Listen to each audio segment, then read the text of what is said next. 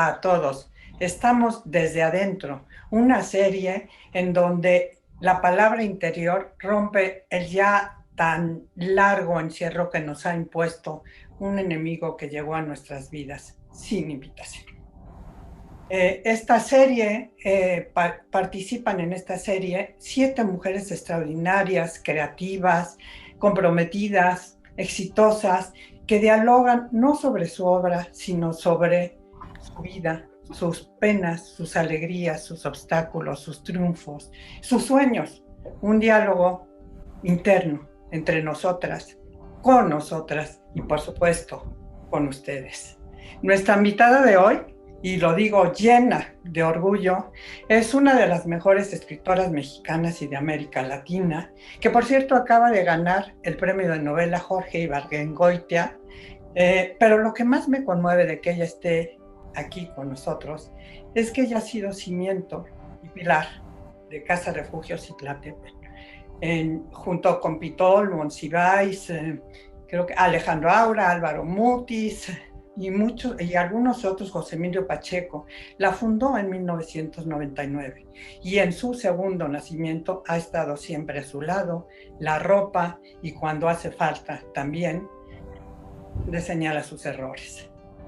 Carmen Boullosa, esta escritora tan versátil y sobre todo tan atrevida, es también poeta, profesora de reconocidas universidades, dramaturga, guionista, y también cocina y dibuja. Pero todo lo que haga, lo hace con esa fascinación y esa maestría de bordar palabras. Carmen, la que convertía cocinando garbanzos en alubias para ofrecerlos al gran Vicente Rojo, nuestro amigo, nuestro compañero de proyectos y por quien hoy lloramos juntas, querida Carmen. Vicente, que tanto defendió también el proyecto de Casa Refugio Citlaltépetl, a tu lado y al lado de otros muchos colegas, a quienes nunca dejaremos de agradecer. Bienvenida pues, Carmen, y una vez más, muchas gracias. María, muchísimas gracias por recibirme aquí. Qué extraño que vamos a tener una plática íntima, hoy siendo escuchada por otros. Tengo un poco la percepción de que estamos bien en un café.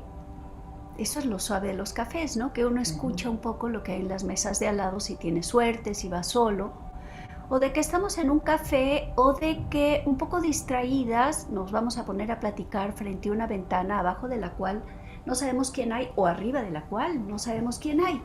Y a mí la verdad, lo que me suele gustar en la vida es estar en la mesa del que escucha en el café, o estar en la ventana de abajo, o en la ventana de arriba, o en la de al lado, escuchando a los otros. Me fascina escuchar a los otros. Creo que incluso soy novelista más por oír otras voces que por oírme a mí. Pero como voy a estar contigo, me doy muy por satisfecha porque te voy a oír a ti. Así que estoy encantada, María, de estar aquí contigo hoy. Te iniciaste como poeta antes que novelista. En alguna ocasión ya te la hice, pero te la quiero volver a hacer porque quiero saber exactamente, Carmen, de dónde brota, de dónde surge tu primer poema, de qué semilla, de qué cántaro, en qué momento. Me acuerdo que cuando empecé a escribir en hojas sueltas, todavía no en libretas, lo que quería era contar cuentos, contar pequeñas historias. Me acuerdo incluso de la primera que conté, que estaba pues pésimamente escrita, pero que me ha perseguido siempre. Siempre he pensado, ay, no estaría mal, o sí, sí estaría mal. O, digamos, de alguna manera le he rejuzgado el momento, el deseo de contar esa historia, pequeña historia, digamos, un pasaje de una historia que marcará una vida. Y mi intención era cuento. Después, paradójicamente, cuento en hojas sueltas de carpeta, esas de argolla, te acordarás. Sí. Después, paradójicamente, opté por libreta. Libreta de engargolada, que se podían arrancar las hojas, y en cuanto cambié de medio, empecé ya no ya no tras una trama, sino tras un instante nada más. Yo creo que lo tenía desde el primer cuento aquel que pensé que era una jovencita, una adolescente, bueno, yo creía una mujer ya adulta, pero en realidad era una niña, casi una adolescente muy tierna, cruza una calle cuando la arrolla un vehículo, que no sabemos bien cuál es, y ella continúa sin saber que la arrollando el vehículo. Sigue su vida sin saber que ya la vida que está llevando es en realidad otra vida. Pero ese momento de que le pega el camión, o digamos, ese instante que no siente, porque la muerte, si es que se acaban los sentidos y los nervios y todo, la muerte no se siente, o eso creía yo en ese momento, y todavía lo creo, no lo siente y dispara hacia eso porque todavía tiene, digamos, el instinto vital, sigue caminando, sigue oliendo, sigue percibiendo, pero es una y es otra y es otra, es varias, o sea, va en el mismo instante. Creo que lo que me ocurrió cuando tomé ya, porque bueno, intenté otros cuentos y aquellos pues eran, aunque la tinta estuviera muy parejita y hiciera yo mucho esfuerzo por la caligrafía, no conseguía aún encontrarle la forma. Pero lo que me ocurrió con el poema es que creo que más quise ir tras el instante, digamos ese instante definitivo, no precisamente el instante de morir, sino ya un instante más mío, o yo creía que era más mío, porque también es muy difícil descubrirse uno mismo. Y entonces empecé en libreta, es muy extraño, porque un cuento uno pensaría que la narrativa uno requiere la libreta, pero curiosamente al pasar a la libreta fui al poema y entonces escribía una y otra vez, escribía una y otra vez, escribía una y otra vez un mismo texto, como que entendí al cambiar de forma que uno como escritor es una cosa muy preciosa, porque la lengua, que es lo más íntimo que tenemos, lo más sagrado que tenemos, lo más compartible, también es lo más secreto y es lo más indomable y es lo más privado. O sea, tiene todas estas características. Y es un objeto a trabajar, de alguna manera es un objeto a trabajar. Entonces empecé entendí que había que estar repite y repite y repite, buscándolo en la sonoridad, repite y repite. Le hice dibujitos para acompañarme. Es muy extraño porque los hice como para que no fuera viudita la letra, para acompañarme con la tinta negra una y otra vez y una y otra vez. Les quise dar como un formita de libro. Bueno, estoy hablando de cuando tenía yo 17, 16 años. Y todavía no era aquello como era. O sea, eso fue encontrando mi más auténtica voz. Porque es muy raro, uno cree que lo que es más auténtico es lo que puede ser un lugar común o que puede ser lo que sea un chicle mascado, ¿no? Y lo que es extrañísimo es que sí, un chicle, cuando lo sacas del paquete, es nuevo, cuando todavía no es tuyo. Pero una inspiración poética, ese momento que hemos sentido todos, escritores y no escritores, ese momento que sabemos que es único, ese momento que queremos atrapar y no dejar ir, tocarlo es una labor de toda la vida.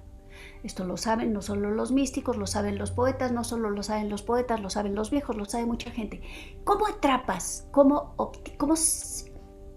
percibes lo que es más tuyo? Puliéndolo, buscándolo. Es una cosa extrañísima eso que somos las personas. No sé si ya me fui por las ramas. No, está muy bien, está muy bien. Y ese momento también es otra cosa que siempre te he querido preguntar. Dices, este momento, tú tuviste en una etapa, no sé si todavía, un deseo en tu obra y en ti misma de regresar a tu infancia, ¿no? siempre querer regresar a tu infancia, desde Mejor desaparece y Ay, antes, que ya sabes, que es mi novela favorita.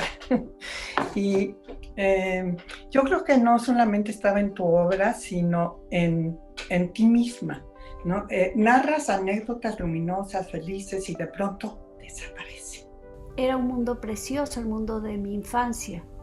No creo que todas las infancias sean eso, ese jardín tan lleno de luz y de oscuridad contrastantes y tan naturalmente poco hostil y también tan poblado de demonios. Pero tenía yo figuras tan maravillosas cerca de mí.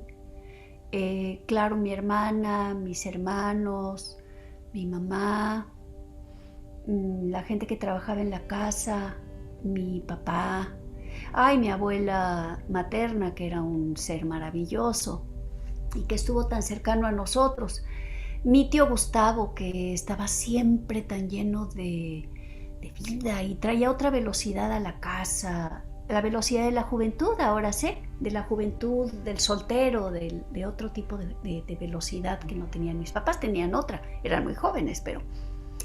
Y era un mundo precioso. Y además mis papás tan vivos, los dos. Bueno, mi mamá era una antorcha con motor. Se pasaba la vida corriendo, haciendo cosas y llena de una luz propia, preciosa. Mi mamá. Y mi papá tenía como tenía una cosa muy auténtica y una especie de vigor interno muy especial. Entonces tuve esa suerte, estos dos adultos siempre presentes, y mi abuela, porque mi abuela era todo amor, olía riquísimo, me abrazaba bien bonito, me dejaba dormir con ella en la noche, y mi complicidad con Lolis, mi hermana, y luego la llegada de María José, mi hermana, y mis hermanos chiquitos. Todo aquello es que fue nuestro año viviendo fuera de México. Había algo, pues sí, de paraíso, paradisiaco, de jardín, más bien diría yo. Fue precioso, no lo sé nombrar. Curiosamente yo creí, o sea, mis dos primeras novelas son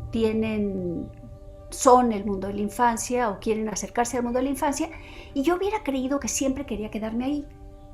Pero tuve hijos y su infancia ya era de ellos y ya era para mí. No sé explicarlo bien, pero la infancia de los hijos me irradiaban de ello, pero era una puerta que no me daba a entrar, que no podía yo entrar, era su espacio secreto. Y fui mudando yo hubiera escrito otras cosas. No porque mis novelas posteriores tengan que ver nada con la maternidad ni con ese mundo, sino porque me fue haciendo a mí, me fue dando a mí como un espacio diferente. Sí tenía yo un enorme espacio de juego con ellos, con mis hijos. Jugamos muchísimo cuando eran chiquitos. Sí es cierto que viajaba yo con ellos a todos lados, María, ¿tú te acuerdas? Yo me acuerdo así haber llegado a, qué sé yo, a alguna conferencia en Alemania o no sé dónde, y quien me iba a recoger se le hacía los ojos así porque llegaba yo y pues traía mi tropa, mis chamacos. Llegaba con mis chamacos, o me acuerdo una vez en Veracruz, que por cierto me quedé sin voz, y yo ya les había prometido a María y a sus amigas que las iba a llegar, y yo llegué con 7 niñas. O sea, llegaba, siempre tenía estas... eran parte de mi vida y yo era parte de la de ellos, y era parte de la fiesta. Pero ya no era mi territorio de infancia, de escritura, ya no era mi territorio privado, era su territorio. Así es. De alguna manera tener hijos me dio como una patada al mundo de la adultez. Sí. Un mundo en el que, por cierto, siempre me sentí muy incómoda. Sí. En tu adolescencia, tú fuiste compañera, novia de jóvenes que, como tú, estaban empezando a escribir, ¿no? Nuestra generación fue recibiendo premios, muchos de ellos ingresando al Colegio Nacional, ¿no? No sé cómo lo veas, ¿no? Yo personalmente creo que no solamente la mujer en general, sino tú en particular. Me dio un gusto lo del Jorge Ibargüengoitia, no solo porque te lo mereces, sino porque creo que te mereces mucho más premios y que hay muchas mujeres que siguen siendo excluidas a ese nivel. En los de nuestra generación, por ejemplo, pues hay muchos más hombres reconocidos y no por ello mejores. Entonces, ¿tú cómo ves esto? ¿Cómo lo asumes? ¿Lo asumes con ira? ¿Lo asumes con pasividad? ¿Lo asumes cómo? Es una cosa muy paradójica para mí, porque por una parte, yo de muy joven lectora, digamos de adolescencia, la adolescencia fue una etapa más, digámosle, confusa. Pero a partir de los 18, sí, tardía adolescente, 17, 18, que ya me sentí escritora profesional y que empecé a convivir por suerte y por azar y porque tenemos magnetismos en las vidas con otros escritores. En mi librero, con mis compañeros de vida, digamos en los libreros se iban llenando de libros, reuniendo libros, y en mi pedazo del librero, pues eran autoras, mujeres. No es que yo dijera quiero leer mujeres, pero tenía yo Catherine Mansfield, Rosario Castellanos, Elena Garro, Anaïs Nin, Silvia Plath. Evidentemente Silvia Plath, Anne Sexton, muchas autoras, novelistas también. Pero yo no es que fuese una cosa que yo dijese, era muy extraño, eran momentos diferentes. Ya lo había dicho Rosario Castellanos, ya había escrito ella sobre estos temas, y para mí es muy peculiar porque yo ahora que lo veo hacia atrás, me resultaba invisible la invisibilidad de las mujeres. No entendía yo que las mujeres confrontábamos esa resistencia, por decirlo así, esa resistencia a la igualdad.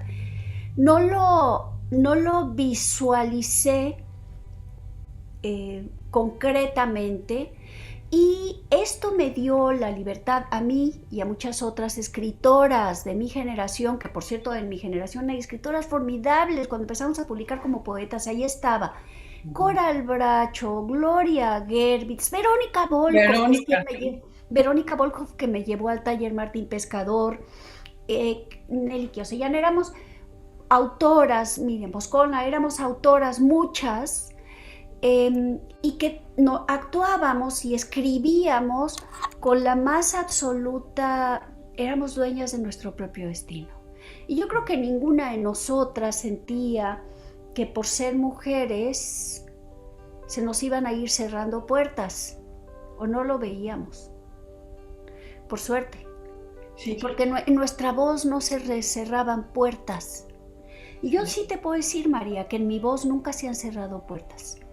En mi voz, mi apetito intelectual, mi avidez de volver a formar otro cuerpo literario, otra novela, mi avidez de vida, mi avidez de compañía también. Yo he escogido como compañía en mi vida siempre a los que he querido, lo que he deseado. Nunca, en todo rigor, fui una esposa, nunca fui la Eva de un Adán. Siempre he tenido compañía, compañeros, compañeras en la vida, y esto, digamos, es muy extraño porque hasta recientemente, o sea, viendo el clamor colectivo, mi sentido común es bastante escaso, he dicho, bueno, qué extraño, ¿verdad? ¿Cómo es? Pero no, para mí no es una obsesión, tampoco lo son los premios, aquí entre nos.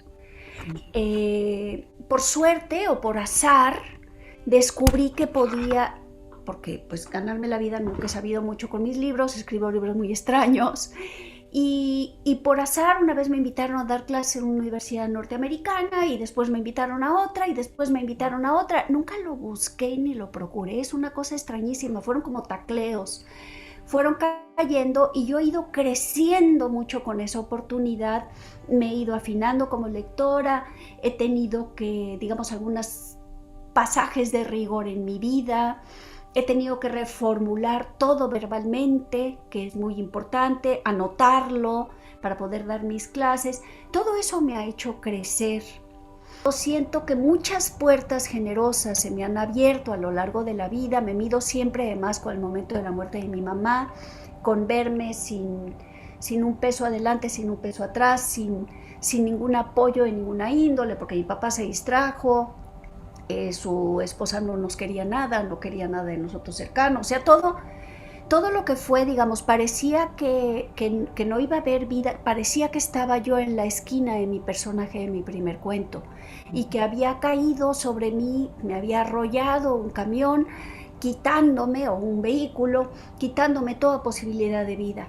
Y yo he sido siempre esa otra del cuento que nunca terminé de escribir o que nunca pude escribir. Yo he sido siempre esa que avanza con otra vida. Y además, como soy novelista, he avanzado pues con muchas vidas. Por una parte porque he sido novelista y por otra parte he tenido suerte de compañías en la vida muy diversas, he vivido en ciudades diferentes, entonces tengo esa, digamos, esa sobrevivencia múltiple, digamos, y esa sobrevivencia que no vivo como, ay, soy una sobreviviente, Ay, sí, no, no. pobrecita de mí. No, no, no, no, yo no soy ninguna No, nunca pobrecita te de vi mí. fácil, la verdad. He tenido suerte, heredé de mi padre, eso debo decirlo, una pasión por la constancia, una obsesión por el trabajo, somos trabajo adictos, eh, y creo que no solamente es que mi oficio me apasione, sino que además heredé de él una proclividad a la esclavitud de mi propia labor. Entonces soy muy intolerante conmigo misma, soy muy rígida, soy la más tirana de todas las posibles patronas conmigo misma, y todo eso ha sido mi riqueza. Digamos, yo me exploto y yo me gozo.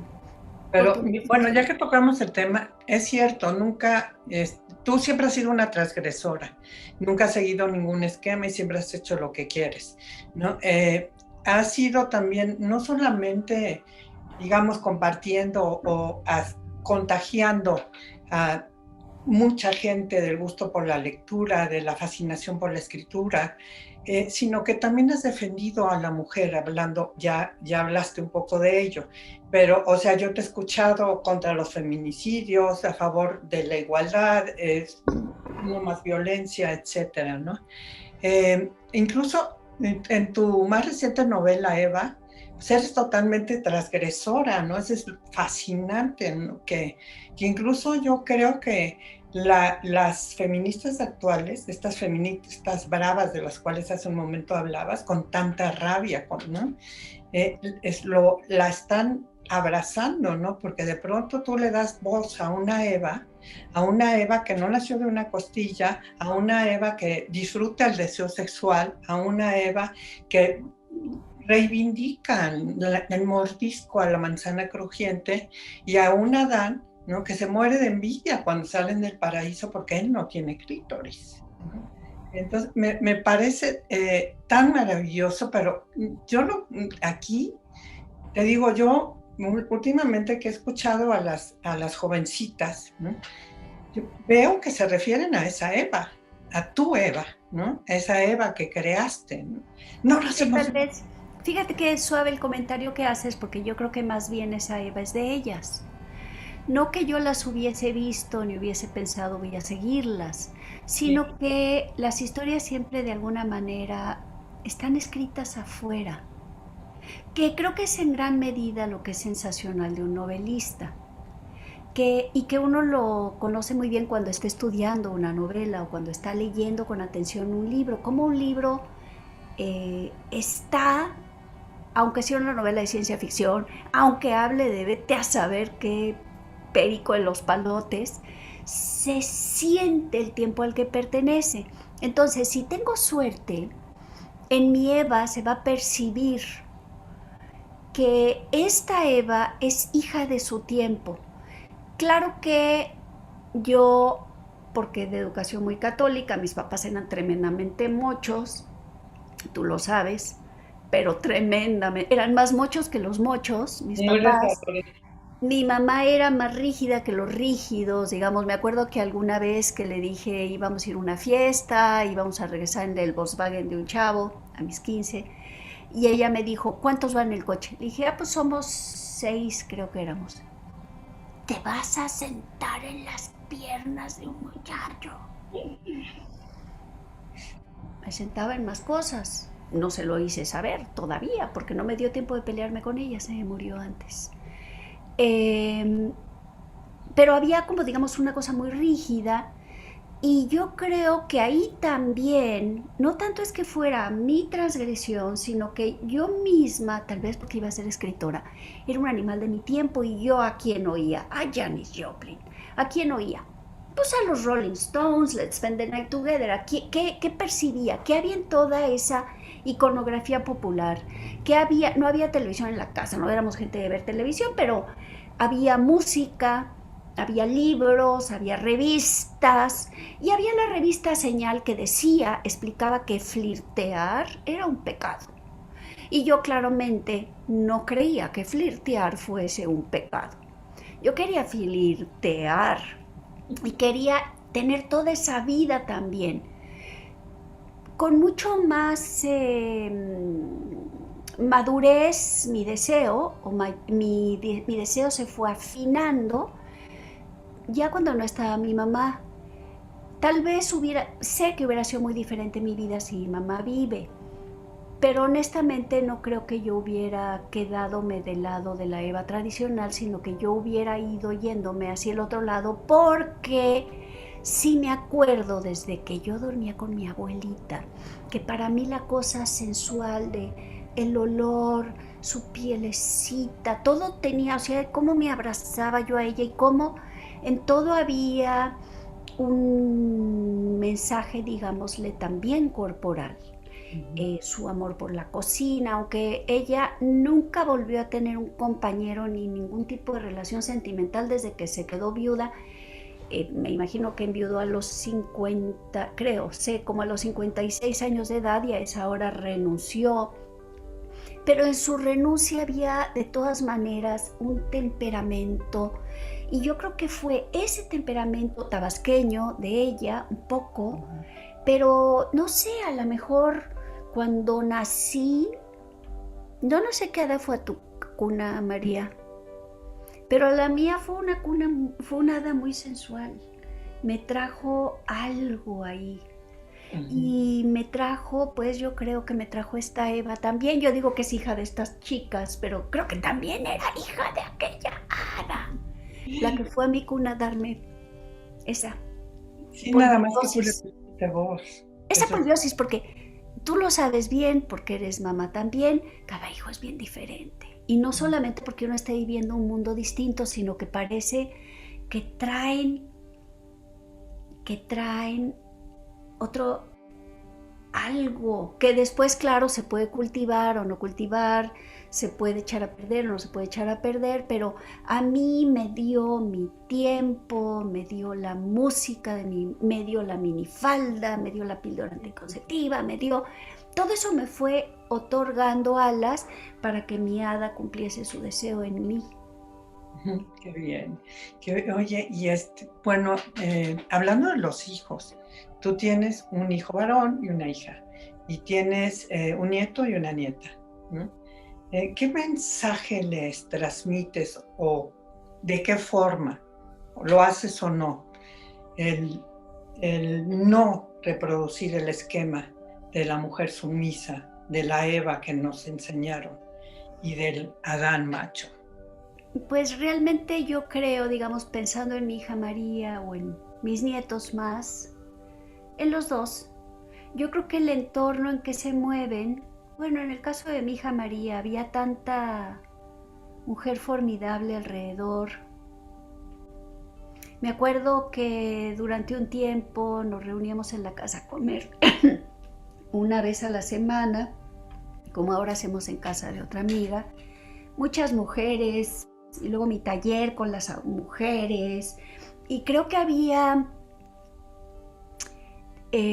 o sea, era lo que había, no sé cómo explicarlo, muy complejo, porque no era yo, y la verdad, yo no como mi abuela materna, a la que adoré, me decía, mis nietas no nacieron, mis nietas van todas a la universidad, todas. Ninguna de mis nietas nació para trapear pisos, todas tienen que tener una profesión, todas. Yo creo que yo nunca, sé que nunca dije eso. No creo tanto en el deseo de impartir un mensaje como en el deseo de lo que se respira involuntario. Y esto es algo en algunos casos muy doloroso para nosotros los padres y posiblemente también los abuelos, porque los hijos respiran y crecen no en lo que voluntariamente pasamos, sino en lo que somos. Así es, así es. Así es, lo que somos, y lo que somos siempre está lleno de muchas complejidades, y uno quisiera ser siempre pues un espejo ejemplar, pero en realidad es que ejemplar no hay ningún espejo, porque un espejo siempre refleja lo que hay por todos lados. Y bueno, para cerrar, me gustaría saber también, tú tienes una agenda, has tenido en este último año una agenda tan llena como sin pandemia. Sé que no paras de trabajar, no solamente por este rigor y disciplina que aprendiste de tu padre, sino porque no puedes evitarlo, ¿no? No puedes evitarlo, y porque la gente te busca, las universidades te buscan, etcétera, ¿no? Pero dentro, a pesar de eso, ¿cómo has vivido la pandemia? ¿Cómo has vivido este encierro? ¿Qué reflexiones, digamos, fuera de que no te hubieras hecho sin esta pandemia, te has hecho? ¿Y cuáles son las cosas positivas que le has visto o no le has visto positivas? En mi caso personal, creo que no le he sabido sacar lo mejor a la pandemia. Creo que no le he sabido sacar porque me ha hecho muchísima falta estar afuera. Me han hecho falta los amigos, los hijos, los nietos, tú, María, los amigos. Me han hecho falta las conversaciones que no son en Zoom. Me ha hecho falta cambiar de lugar continuamente, que es parte, digamos, de la profesión de un escritor. Me la paso siempre yendo y viniendo quién sabe dónde, y he aprendido a enriquecerme mucho de eso, no porque saque yo mi lupa de turista o mi guía de turista, sino porque el vértigo, el movimiento exterior me da un espacio interior más confortable. Me ha costado mucho trabajo la pandemia. He continuado trabajando. Al principio sí, como que estaba escribiendo una novela y no pude seguir con eso, tuve que cambiar a otra, tardé mucho en encontrarme. Tuve algunas suertes, no es verdad que no he tenido nada, he tenido cosas que no hubiera tenido. Por ejemplo, di un curso San Ildefonso UNAM con alumnos de diferentes lugares, eso fue padrísimo y no lo hubiera tenido sin Zoom y sin pandemia. Estoy muy quejona, ya estoy viendo. Igual otras aventuras así, pero me ha hecho mucha falta y siento que no he tenido la sabiduría para realmente sacarle lo mejor a la pandemia, sino que he tenido un poco más la melancolía de no tener esa casa mayor, que es la casa de la amistad, el amor externo, todo lo demás. O de lo que hablabas, los olores, los aromas de la gente. Los olores, los aromas, bueno, los amores, mi amor de corazón está en la casa, pero tengo muchos amores diferentes que no son lo que se llamaría un amor de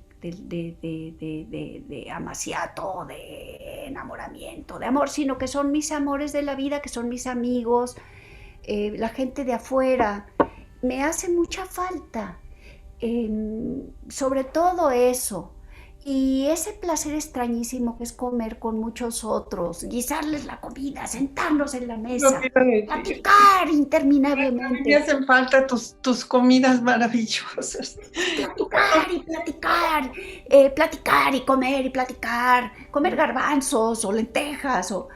Y ahora, por ejemplo, lo de Vicente, cómo me rompe el corazón no va a estar con Bárbara, darle un abrazo, todo, o sea, sí, pero ha sido una cosa tras la otra, que, pero, pero en realidad no tengo derecho a quejarme, eh, no estoy completamente sola, estoy con mi compañero de vida, Zoom existe, si no hubiera sido algo terrible, y no vivo en las condiciones en las que además imagino el infierno de la vida privada siempre es muy difícil, Ujú.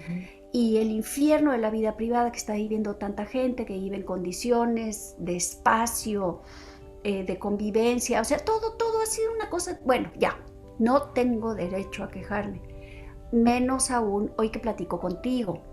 De lo único que me quejo, y ahí sí me quejo, es de mi ausencia de sabiduría. He oído compañeros, colegas que dicen, es que aproveché, terminé, hice todo lo demás. No, a mí como que me mochó una pierna, la de estar afuera.